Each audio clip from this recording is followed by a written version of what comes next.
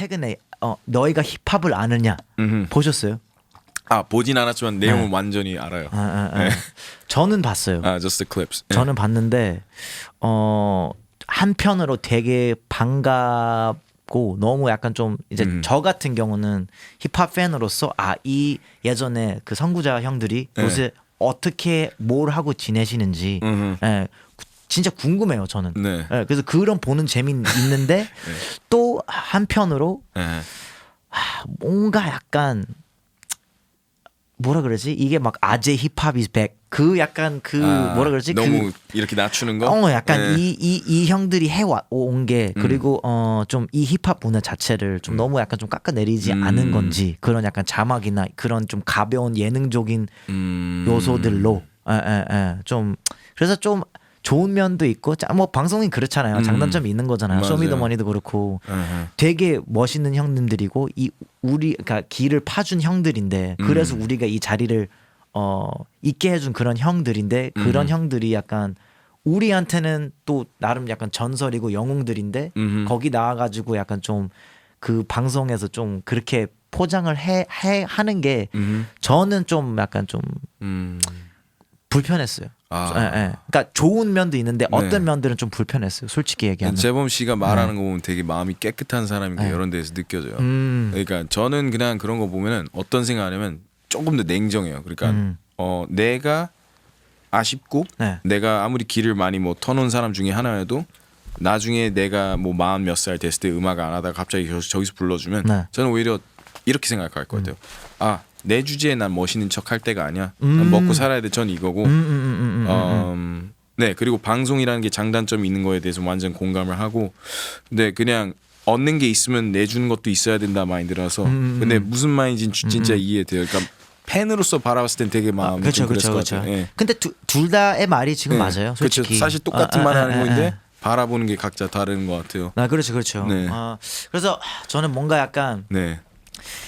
이게 힙합을 함으로써 좀 정말로 이렇게 비즈니스맨도 되고 좀 뭐는 약간 많은 친구들에게 좀 좋은 영감, 좋은 좀 에너지 줄 수 있는 그런 모습을 좀 많이 볼 수 있는 그런 뭐 콘텐츠나 방송이나 뭐 이런 게 있으면 어떨까? 약간 모든 게 그러니까 힙합에 있는 건 모든 게 약간 좀 돈 아니면 플렉스 아니면 뭐 센 가사 아니면 디스 아니면 이런 게 너무 그냥 뭐 그런 면도 있지만 있지만 그래도 그게 전부가 다가 아니잖아요. 솔직히 힙합이 시작한 약간 이제 미국에서 시작한 거 자체가 그냥 어떤 가난한 동네에서 우리 것을 만들자 해가지고 이게 길거리에서 이 문화가 만들어져 버려가지고 약간 from nothing to something 이런 게 있잖아요. 그래 뭐 그런 뭐라 그러지 그거 성가의 마인드로 약간 하는 게 있잖아요. 그래서 그런 게 좀 더 표현이 되는 게 있으면 이 문화 자체가 좀 더 탄탄해지고 이게 그냥 유행으로 약간 이제 어느 정도 그 콰이 형이랑 저번에 이 얘기를 했는데 어느 정도 나이 먹으면 이제 힙합은 이제 내가 무슨 나 38살인데 내가 왜 힙합을 약간 이런 게 점점 없어지지 않을까 하고 약간 정말 진정성 있는 힙합을 해도 이런 커리어를 만들 수 있구나라는 게 생기지 않을까 싶어요. 근데 뭐 이거는 뭐 저만의 힘으로 되는 게 아니니까. 그렇죠. 그래서 약간 뭐 이런 네이버나 아니면 뭐 엠넷이나 이런 방송국들이 약간 좀 같이 이렇게 우리랑 동맹을 해서 뭐 그런 게를 만들면 뭐 나쁘지 않지 않을까. 제 생각을 하나 나누자면 조금 뭐랄까 어딜 가나 똑같은 걸 느낀 게 있어요. 뭐냐면 반드시 어느 엔터테인먼트 분야나 장르나 스포츠 안에 스타가 있어요. So 옛날에 GDC가 완전 잘 나갔을 때 그때 그 전성기 때 그분 하나 때문에 아이돌 시장이 엄청 활성화됐다고 저는 생각하고 그렇죠. 힙합 씬에는 완전 잘 나갔던 사람들이 동시에 많았어요. 재범 씨, 빈지노, 도끼, 콰이엇, 수잉 씨. 감사합니다. 몇 명 더 있었죠. 그때가 정말 모두가 그 스타가 많았기 때문에 네. 시장이 그냥 커졌어요. 맞아. 근데 방송국 특징은 그거예요. 방송국의 이 원하는 이득을 생각해봐야 돼요. 그들은 시청률이에요.